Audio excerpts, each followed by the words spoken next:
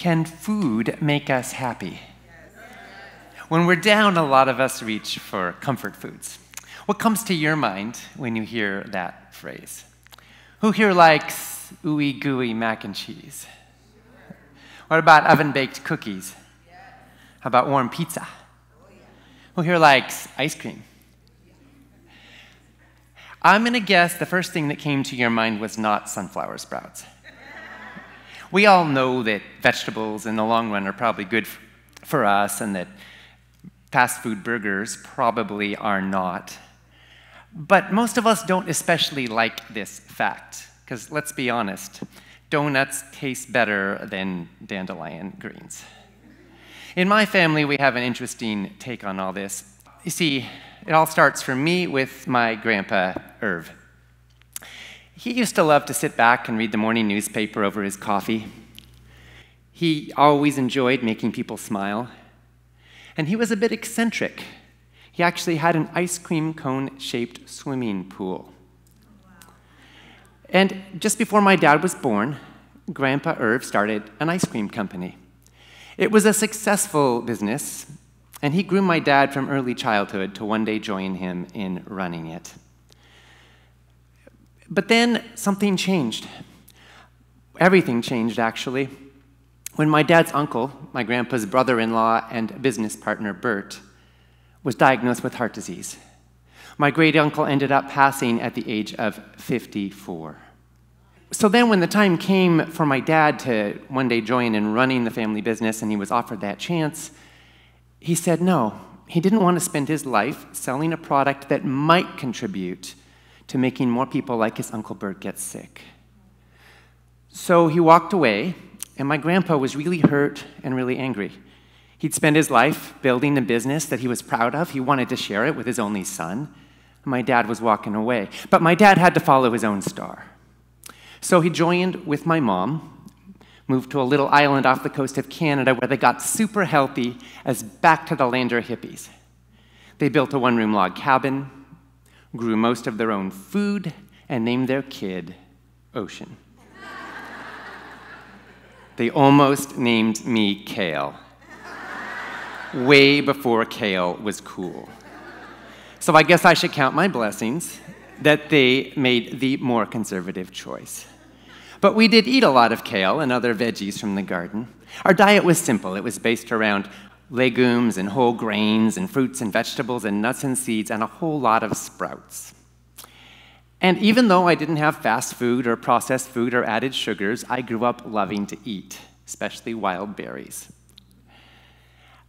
You know, my dad grew up with a lot of ice cream in the freezer. I grew up with a lot of seeds in the sprouting jar. My dad grew up often sick with acne and asthma and constant colds. I grew up pretty healthy. I ran my first marathon when I was 10. My dad grew up sometimes eating ice cream cake for breakfast.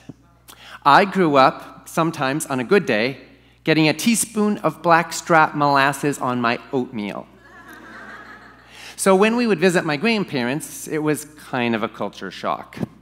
For one thing, there was ice cream, which I'll admit I enjoyed, especially mint chocolate chip. Yes. But as the years went by, I couldn't help but notice that my grandparents' health was fading. And it seemed like with every passing visit, they had less energy.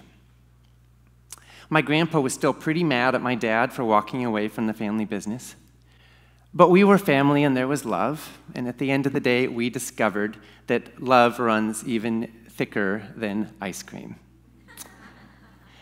And then when I was 10, my parents and I moved to California. And my dad, a few years later, came out with a book called Diet for New America, which challenged the status quo about how our food choices affect our health, our happiness, and the future of life on Earth. It became this runaway bestseller, and one of his readers ended up being my Grandpa Irv. Now, in his late 60s, my grandpa was suffering from serious weight issues, type 2 diabetes, and heart disease. His doctors told him that if something didn't change, he was likely to lose an arm or a leg to his diabetes if a heart attack didn't kill him first. And then they gave him a copy of a book called Diet for New America, and told him he should read it if he wanted to save his life. The doctors apparently did not realize that the book that they were giving to their patient was written by the maverick son of their patient. Amazingly enough, Grandpa Irv read the book, and he made big changes. He started eating a lot more vegetables and whole plant foods. He cut way down on his meat and dairy consumption. He gave up sugar, and he gave up ice cream. And Grandpa Irv got results. He lost a bunch of weight. He got off all of his diabetes and blood pressure medications because he no longer needed them. His favorite part was that his golf game improved 7 strokes. My favorite part was that he lived another 19 more healthy years.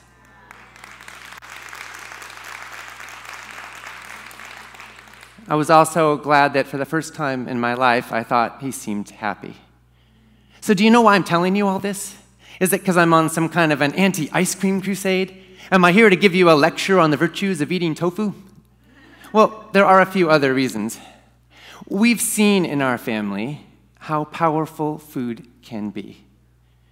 Food can hurt us, and food can heal us. And every bite we take matters. There is an old saying that a person with their health has 1,000 dreams. A person without it has got just one dream. According to the United Nations, every year, preventable chronic illness prematurely takes the lives of more than 41 million people. And I want to emphasize the word preventable here, because what this means is that a huge amount of the suffering and misery and premature death that we think is normal might be something we could do something about. And the number one differentiator that can tilt the odds in our favor turns out to be the food on our plates. Credible researchers tell us that with a healthy diet and lifestyle, we can prevent 80% of cardiovascular disease and 90% of type 2 diabetes. And dietary intervention alone has been shown to be able to prevent 53% of Alzheimer's cases. Now, you might be thinking, come on, Ocean, we're all going to die of something. Is it really so bad if we die a little sooner, if at least we've had some fun and enjoyed some ice cream and cheeseburgers along the way? It's a totally fair question. What about our quality of life? See, more and more people are not just dying of chronic disease, they are living chronically disabled. How many people do you know right now who are suffering from conditions, maybe even fearing for their lives, conditions that maybe, just maybe, could be prevented, maybe even reversed with healthier diet and lifestyle? We tend to externalize this, so let me ask you, how do you want to feel in your body? What quality of life do you want as you age? What kind of a legacy do you want to leave for your loved ones? My guess is you would like to do more than just break your record for the number of consecutive days that you've woken up above ground. That's why I joined with my dad. I started a new family business to launch Food Revolution Network. Now I get to hear from our more than 750,000 members almost every day with their stories. Stories of hope and transformation. Stories of people who changed what they eat and got their health back. Many of them are not just living longer, they're also feeling better. The same food choices that can help prevent cardiovascular disease can also give you better circulation, which might give you more energy. The same food choices that help prevent type 2 diabetes can also give you more balanced blood sugar, which might mean you have more peace and more resilience. The same food choices that can help prevent Alzheimer's disease can also give you a clearer mind and more ability to remember the things that matter the most. And when you get all the nutrients that your body needs, you can dramatically reduce your risk of depression and other mental health challenges. When you give your body the right fuel, you can enjoy more energy, deeper sleep, a clearer mind, and this is something a lot of folks are especially excited about, better sex. Food shapes not just how long you live, but how alive you feel. And it might also impact how you feel about your place in the world. You see, what we eat doesn't just impact our health. It affects people, ecosystems, communities all around the globe. When you stop giving your money to companies whose practices you don't agree with, when you support foods and farmers and agricultural practices that align with your values, maybe you want to contribute to a more healthy or a more ethical or a more sustainable world, well, it can feel really good to know that you're part of the solution. There are so many ways that healthy food can lead us to more happiness. So, when to begin? Well, the good news is it is never too late to make a change and reap the benefits. In fact, a recent major meta-analysis released last year concluded that moving from a typical diet to an optimal diet, even as late as the age of 60, can add 8 more healthy years of life.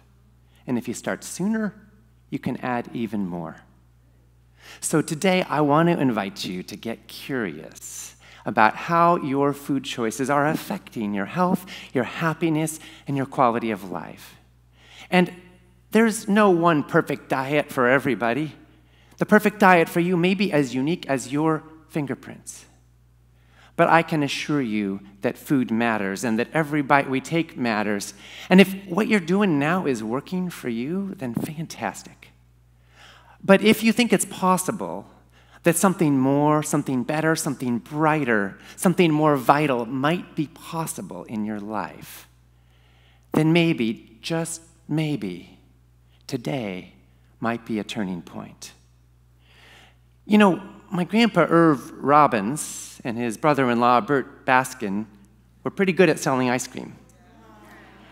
In fact, Baskin-Robbins went on to become the world's largest ice cream company with thousands of stores around the world. So when my dad, John Robbins, walked away, he left a path that was practically paved with gold as well as ice cream. In our family, we like to say that he followed his own rocky road. In the 1950s, my grandpa and his team at Baskin-Robbins came up with one of the world's most iconic slogans. Now, 70 years later, it is still being used to sell ice cream all around the world. It was, "We make people happy." There is no doubt about it. Ice cream has brought a lot of smiles to a lot of people's faces.